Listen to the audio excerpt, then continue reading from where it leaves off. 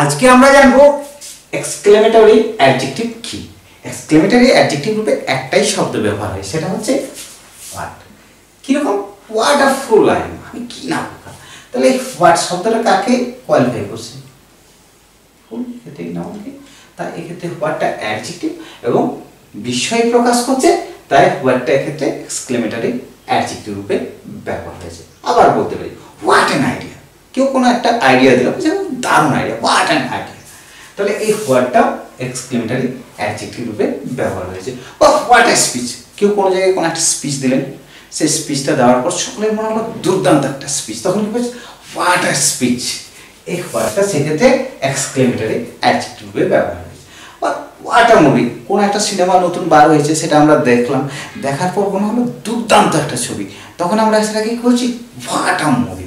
এক্ষেত্রে what exclamatory adjective. এবং এক্ষেত্রেও হোয়াট কাকে কোয়ালিফাই করছে? নাউনকে। এক্ষেত্রেও হোয়াট কাকে কোয়ালিফাই করছে? নাউনকে। এক্ষেত্রেও হোয়াট কাকে কোয়ালিফাই করছে? নাউনকে। কিন্তু বিষয় বা আবেগ প্রকাশ করছে, তাই এক্ষেত্রে হোয়াট এক্সক্লেমেটরি অ্যাডজেক্টিভ রূপে বাক্যে অবস্থান করছে। আশা করি আজকের ক্লাসটা দেখার পর এক্সক্লেমেটরি অ্যাডজেক্টিভ কি বা বাক্যে কিভাবে ব্যবহার হয় এটা নিয়ে আর আমাদের কোনো সমস্যা থাকবে না। থ্যাংক ইউ, ভালো থাকবেন, সুস্থ থাকবেন।